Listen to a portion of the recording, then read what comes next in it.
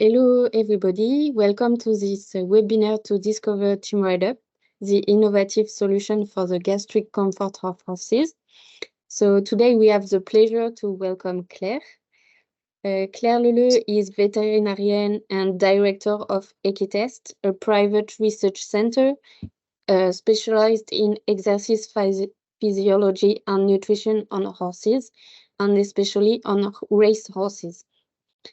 Claire performed both of our studies on TIMRIDE-UP, and impressed by the result, she decided to be our privileged partner for the commercialization of our solution to trainers of racehorses, but also to the vets. For myself, Margot Jouen, I'm a horse product manager in Timab Magnesium. I did a master thesis in ruminant nutrition, and then I joined Timab 3 years ago to develop specialty products. I developed TIMRIDE-UP up to its commercialization in January 2023. My goal is now to technically support our partner in the commercialization of the product. The agenda of today's webinar is Claire will present a first part on gastric ulcers in horses. Then I will explain you what is TIMRIDE-UP. We will then present, Claire will then present you the studies, the in vivo studies we have done on the product. Then the upcoming R&D studies. Claire will give her feedback from the field, and to finish, some practical information about the product. If you have any question, don't hesitate to write it on the chat, and we will answer it at the end of the presentation. So Claire. Thank you, Margot. And I'm very pleased to be there to present you the new product, TIMRIDE-UP. First, I will do a little reminder and also an update about gastric ulcers in horses.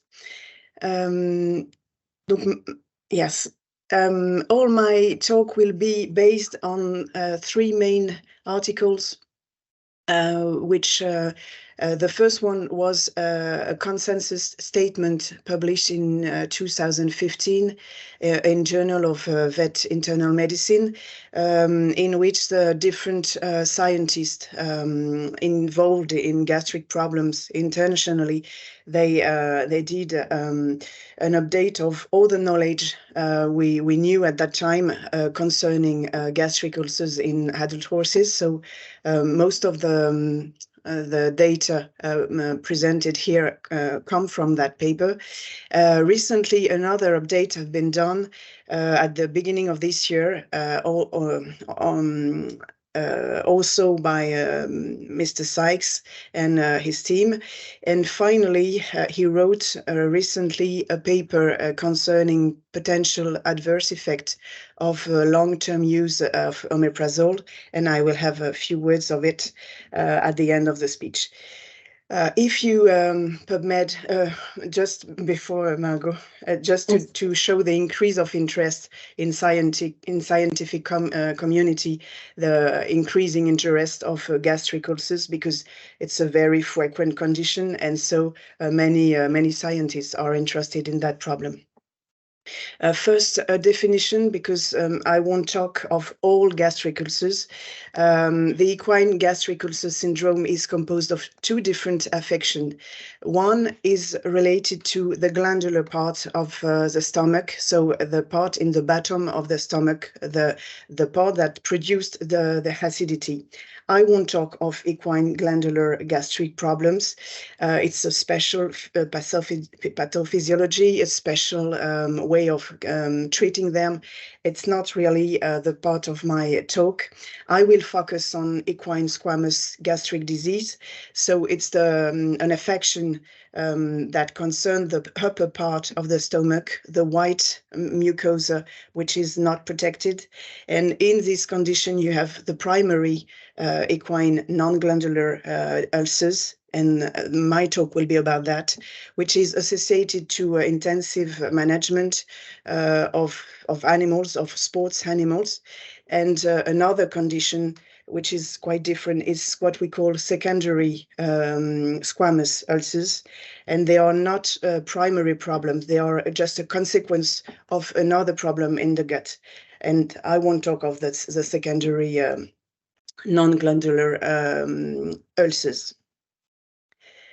Concerning the prevalence, it's a very common problem, especially in race horses, being gallopers, trotters, endurance horses, and it's clearly related to the level of training and the access to racing. We consider that nearly all the race horses, whatever the way they race, when they are in competition, they are very, very exposed to that problem. And on the contrary, when you decrease the level of training or they are in rest, the prevalence will be less important. In our internal trials, we found that even in young horses at the beginning of training, we have about 75% of horses presenting scores higher than 2 and higher. And in the second trial, we have nearly 80% of horses that present scores of 2 and higher. So it's very, very important problem, and many horses managed intensively have that kind of affection. Concerning the clinical signs, one particularity of the condition is that there is no specific signs. You can have some signs that evocate ulcers and to give some suspicious or some suspicion of ulcers, but there is no complete specific characteristic clinical signs. In the most common symptoms will be a colic and postprandial discomfort, a lack of appetite, and a loss of weight or a poor body condition score, and also nervous behavior and sometimes stereotypies like crib biting. Usually, but not always, you can have a poor coat, as you can see the poor horses on the right. And sometimes you will have only a poor performance during racing or competition with no other sign. So, and sometimes, if not often, you will have no clinical signs. So the way to diagnose is gastroscopy. Sometimes you can have a very nice horses that is calm, that eats very well, and still he has lots of ulcers with significancy. But sometimes you have no suspicious of it.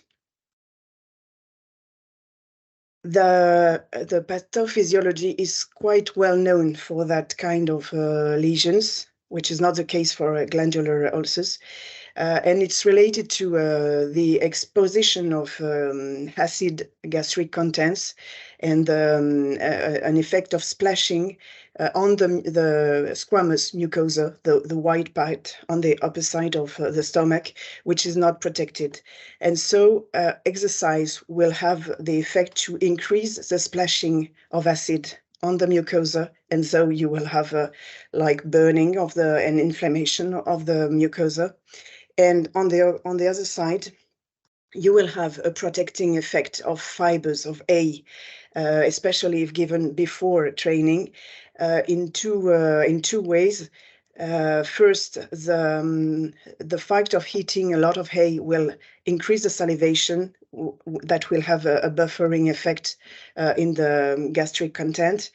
And also it will have a mechanical effect of stabilization of the gastric content. And so you will decrease the risk of splashing the acid on the fragile mucosa.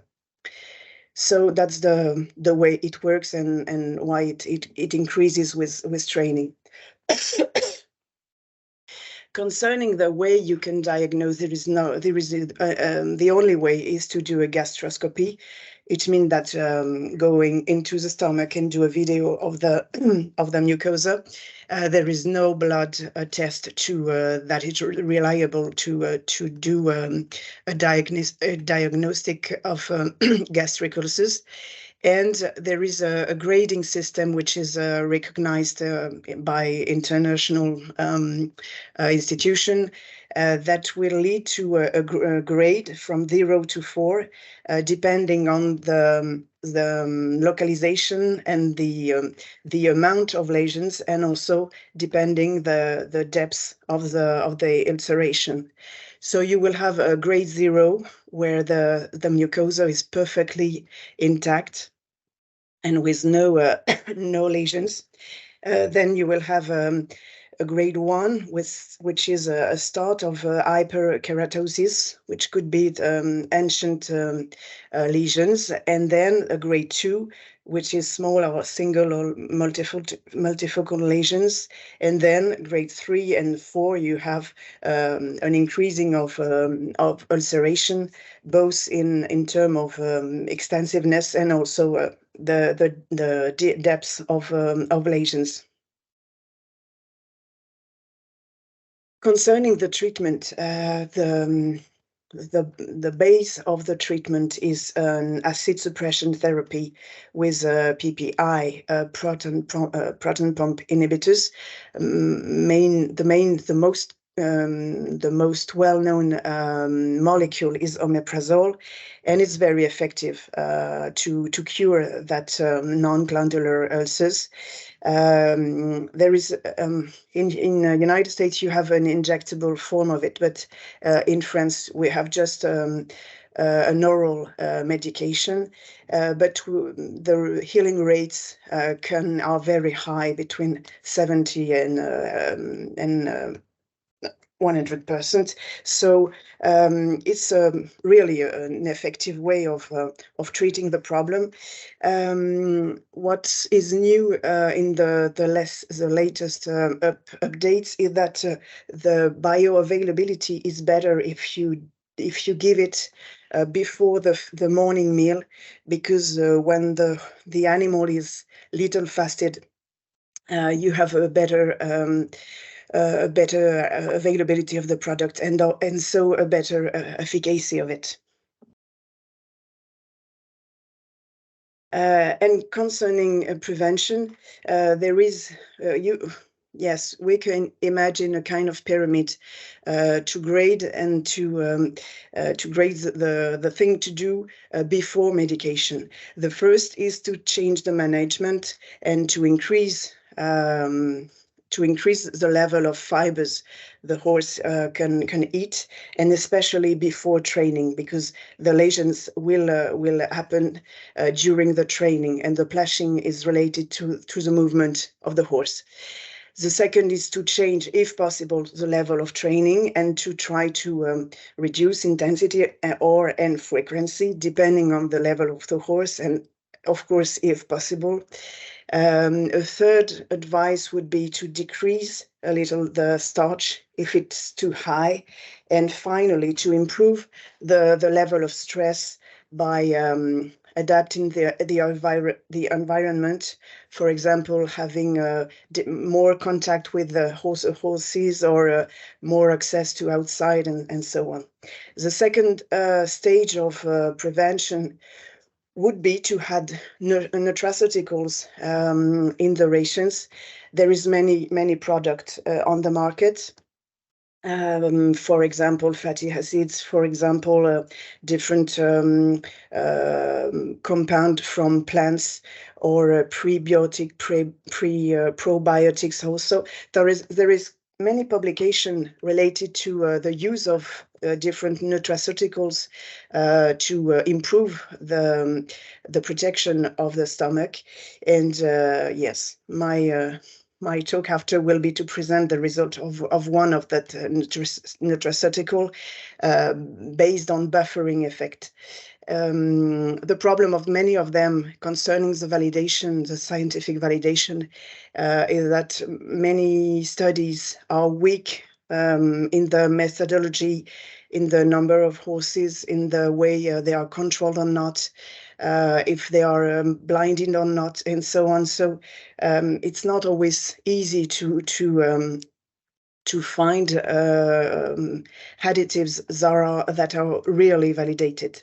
And finally, when the two first stage are not sufficient to have a control of the disease, then you can also medicate again with preventive dose. So often half a dose or a quarter of dose of omeprazole, but it's not always without side effects.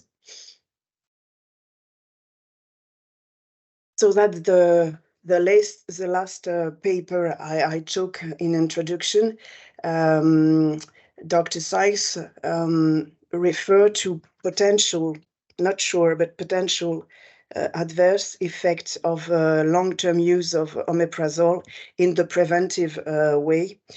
And among those, there is 3 effects that are quite sure and that have been observed in horses. The first one is a rebound of gastric hyperacidity. The second is related to an impact on bone metabolism and the increase of the risk of fracture. And the third is related to the upregulation of omeprazole metabolism. So just to explain the effect of rebound hyperacidity, it has been clearly observed in human and also in horses. And after a treatment of 2 weeks, you have an increase of a molecule called gastrin. And this molecule has the potential, that's small, but when you use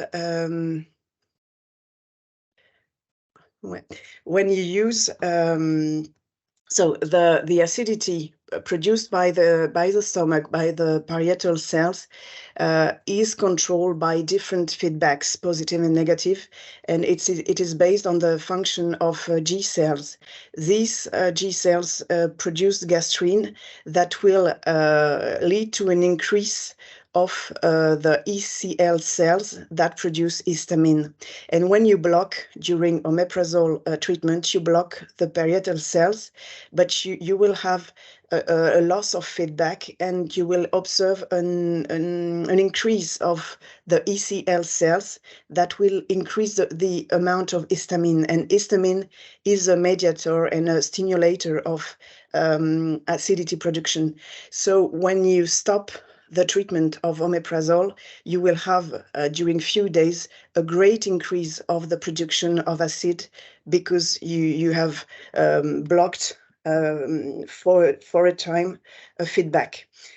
And Syke observed, but it's not published, but he wrote it in the paper, that you can have a return of grade 3 and 4 in less than 76 hours after the last dose of omeprazole. So you can, yes, the rebound gastric hyperacidity is problematic because it's very short after the stop of the treatment, and it corresponds to the withdrawal period for racing.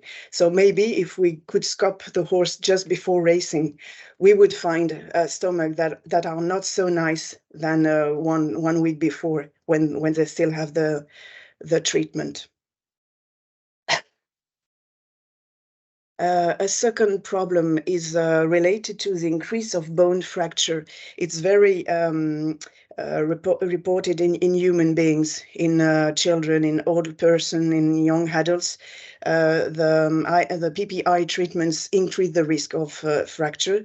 And in horses, it has not been described, but we know that 2 factors that explain this increase of risk of fracture in human also exist in horses. In details, we know that PPI change the way calcium and magnesium are observed in the body. And also we know that gastrin and histamine will have an effect on bone metabolism, and they will active osteoclast. And osteoclast are cells that increase the level of bone resorption. So the combination of the two explain a part of the decrease of bone mineral density and a part of the increase of bone fracture in human. The third explanation in human is not related to horses case, because there is no problem of vitamin B absorption, in equines. So there is a possibility of effect of PPI on bone metabolism by these two factors, the increase of gastrin and the change in absorption in calcium and magnesium absorption in the gut. Those two factors have been observed in equines. Finally, you have, an effect on the metabolism of omeprazole and a kind of habituation of the body when you do it, when you take it on a long term. Many vets report a decrease of efficacy in long-term use. That's mean 2, 3, 4 months of use. And one paper described a decrease of the Herier undercurve and a decrease of maximal concentration after 1 month of treatment at the reference dose. So this could be the explanation to the decrease of efficacy observed when you take it for a long time. The body learns to eliminate it faster, and so you have a decrease of Herier undercurves, which is yes, a key variable of efficacy. So the use of PPI on long term in a preventive use is not really advised. If really changes in management and nutraceutical have been done, and if really that's not sufficient, then you can have the use of PPI, but mainly on a short time, not on a very long-term use. And anyway, some nutraceuticals are clearly effective. And that's your turn, Margot. Yes, thank you, Claire. So what is TIMRIDE-UP? TIMRIDE-UP have been developed by Timum Magnesium. Timum Magnesium is the specialist of magnesium. And so we have in our portfolio more than 60 different magnesium oxide sources. So we have selected sources the most adapted to equine digestion according to their origin, to their granulometry, reactivity, solubility, because these parameters can be really different between sources. So once we have selected these sources, we have created the best solution of sources to be adapted to the horse digestion, with the goal to maintain a stable pH between two meals, and this pH should be around 4 at the limit of the two mucosas. So TIMRIDE-UP permit to increase the pH quickly and also over time in the stomach of the horse. Once we did this combination, we had a powder product. We all know that powder is kind of a problem with horses. They are reluctant to eat it. So we created a unique granulation process without any liquids, so that we can have a granulated product eaten by horses and with an action on gastrical comfort of horses. So we really wanted to be sure of our action and to have an efficient product. So that's why we tested the product both in vitro and in vivo. So we begin by in vitro. We tested the acid neutralizing capacity of the product. meaning that we put the product in an excess of acid and we look at the quantity of acid neutralized by this solution. This way, we compared TIMRIDE-UP to other magnesium salts, like magnesium chloride, carbonate, hydroxide, or a basal magnesium oxide. We compare it to other buffer solutions, like sodium bicarbonate and lithotamium, and also to raw materials sometimes used for gastric comfort purposes, like clays. And we can see on the graph that TIMRIDE-UP has the highest neutralizing capacity with almost 44 milliequivalent per gram. So TIMRIDE-UP in vitro has an enhanced neutralizing capacity with an optimized kinetic of action. I will let Claire present the studies she did on horses this time. Yes. So the first study was done in a population of 40 French trotters. They were young horses just after breaking during the winter. They were just in training, not racing again, and it was a controlled double-blind study. We recruited horses with no particular clinical signs. They were just normal horses in training. And after the first gastroscopy on T0, we did, on the basis of the ulcer score, non-glandular, so squamous score, two groups with the same mean score in both groups. Then they were fed differently. One control group received classical pellets plus A, and the other group the same pellets, but with the additive included in the pellets at the dose of 40 grams per day of TIMRIDE-UP. So they were training exactly the same way. They had the same level of lesions at the baseline, and they just changed by the pellets with or without TIMRIDE-UP, and that it was included in the field.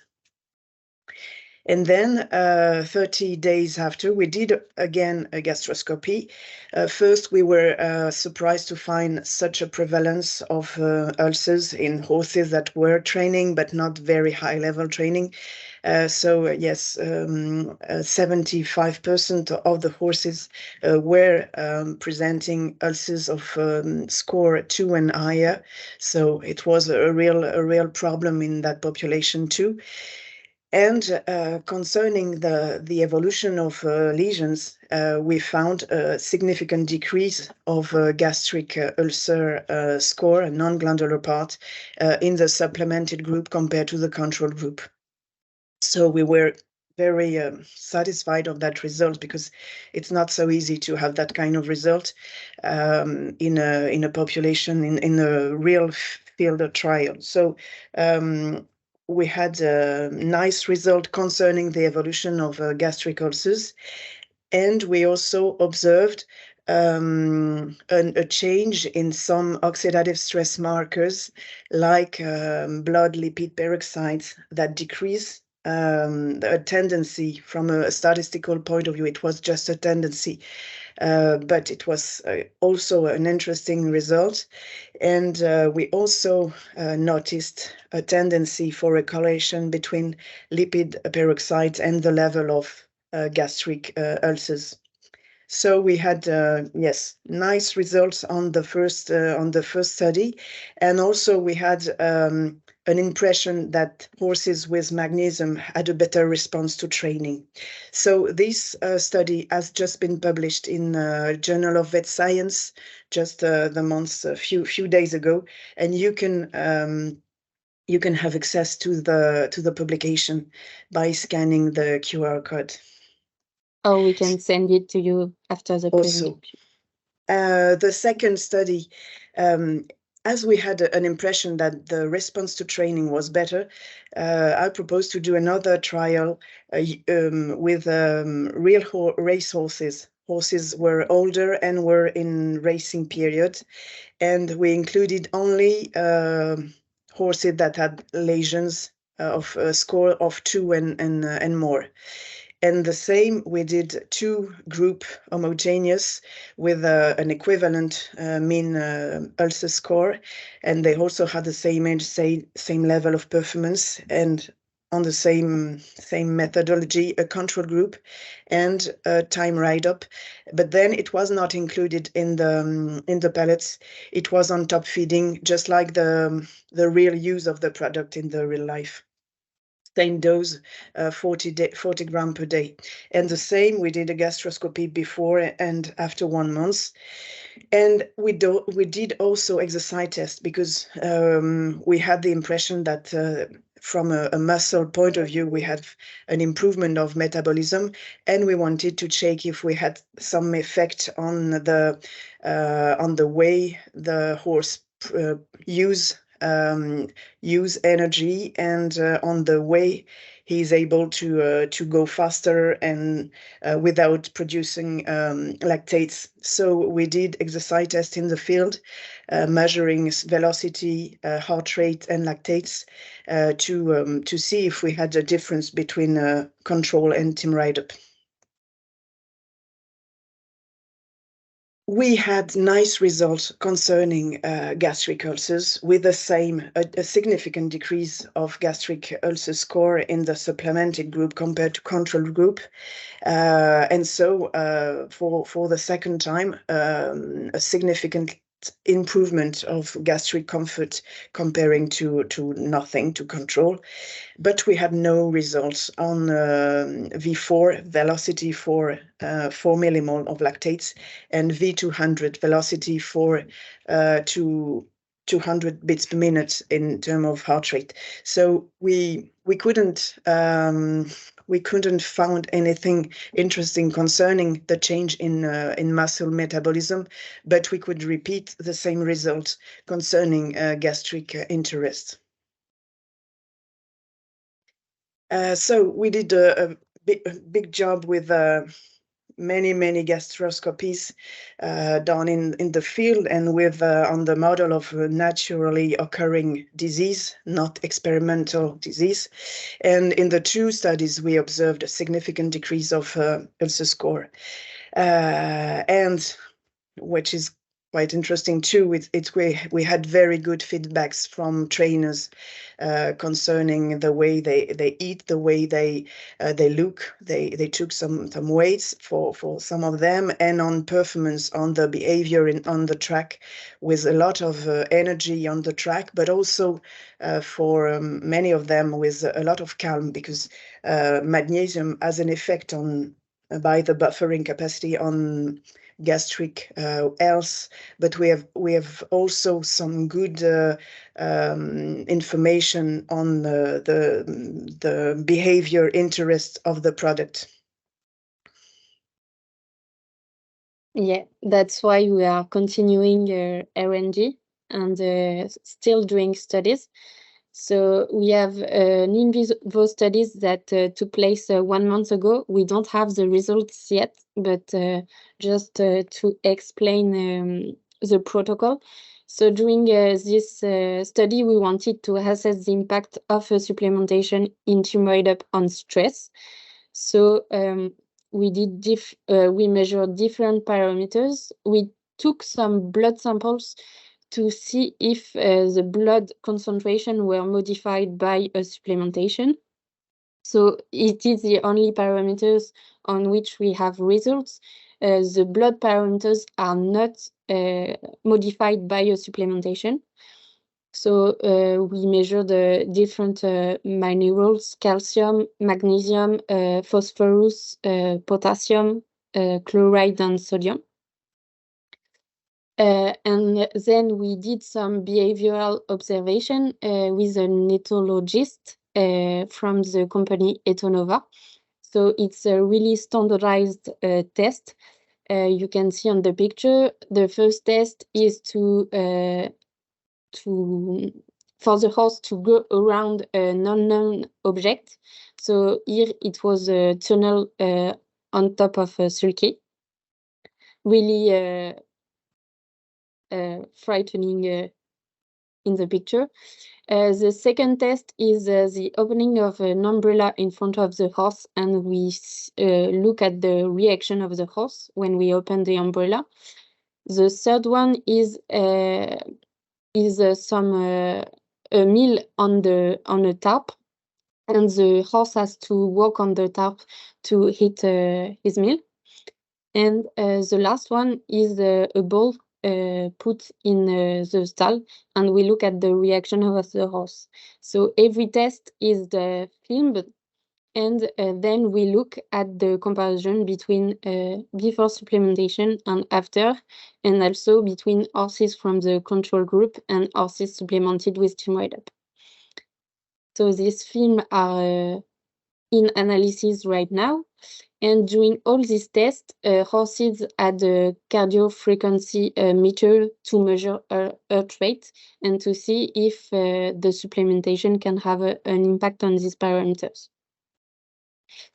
Then we have another study going on with the blood samples we took on the stress study to see if a supplementation can have an impact on the gene expression of different markers dealing with stress and muscular metabolism or performance. So we are doing this study with our lab, internal lab of Roulier, the CMI, and we will have the result soon. We will communicate about it. I let Claire give her feedbacks from the fields. Yes, I already evocate the feedbacks. Yes, all the trainers that were involved in the trial wanted to go on with the products, which is quite uncommon. So many of them continue to use it after the trial, and it's really rare. And I've been doing trials for years and years. So many of them were completely convinced by the gastroscopy and also by feeling the horse much better on the track. The researcher that did the gastroscopy with me was Dr. Anne Courset, which is a professor in the vet school of Nantes. And in the same way, she was completely convinced by the trial, the gastroscopy, because she had the occasion to really see the results we had in gastroscopy. So the feedbacks from the field were really good during the trial, and then when we started the commercialization, they were also very good, with many clients reporting a very good condition recovery. You can see the difference between the two horses, with better appetite, a better condition score. They hit better, they take weight. And in the same way, many are less nervous. So it could be due to less pain in the gut, but not only. It's a certain direct effect of magnesium on central nervous system, and in the same way, less nervous but very energetic on the track. So very good feeling when they were on or behind the horse, and a very good level of performance too. So that's the main point to convince a trainer, is that the horse race are going faster and longer. And in the case we had very good better performing horses when they were problematic with the gastric ulcers. So very, very good feedbacks from the field, from the trainers, and also from the vets around my place. Some wanted to test it because the feedbacks of the trainer were good. Yes, so maybe just to give you some small information about the product. So the product, as I said, is a granulated form with a flavor for better consumption by horses. It has to be given at least 2 times a day. The 2 times is really important because as it is a pH action, the pH has to stay as stable as possible. So it's better to give it several times during at least a month. And mixed with the daily ration, we have to give 20 grams per day, 20 grams per horse per meal for an adult horse. And we divide the dosage for the full pony. The product is in small buckets of 1.5 kilos. For one bucket is for 1 month of use, and we've got the measure inside the bucket. So that was it for us. If you have any question, you can ask it in the chat or in the Q&A part, and we will be happy to answer it. Thank you, Claire, for your presentation. Thank you, Margot. Thank you. Thank you. Bye. Bye.